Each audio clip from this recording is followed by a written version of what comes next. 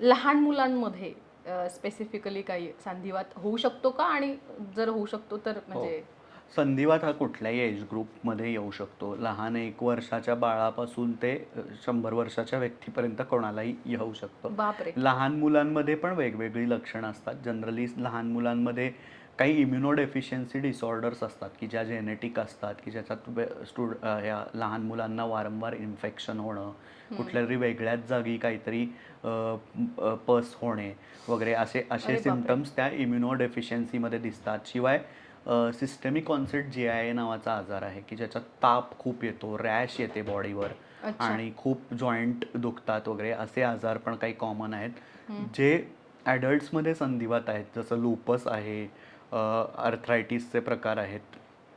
शिवाय शोग्रेन सिंड्रोम वगैरे हे पण लहान मुलांमध्ये दिसून येतात, पण काही वेगळ्या फ्रिक्वेन्सीमध्ये त्याचं कमी जास्त होत असतात त्या फ्रिक्वेन्सीमध्ये आणि त्याची मॅनिफेस्टेशन्स म्हणजे त्याची लक्षणं वेगळी असू शकतात. अच्छा. जसं की लूपस लहान मुलांमध्ये झाला तर त्याच्यात जास्त करून तो ब्रेनला आणि किडनीला जास्त अफेक्ट करतो. ओह! मायनर सिम्प्टम्स फारसे देत नाही अच्छा. किंवा मायनरही राहू शकतो. तर असे वेगवेगळे प्रकार आहेत. तर लहान मुलांना पण नक्कीच संधिवात होऊ शकतो.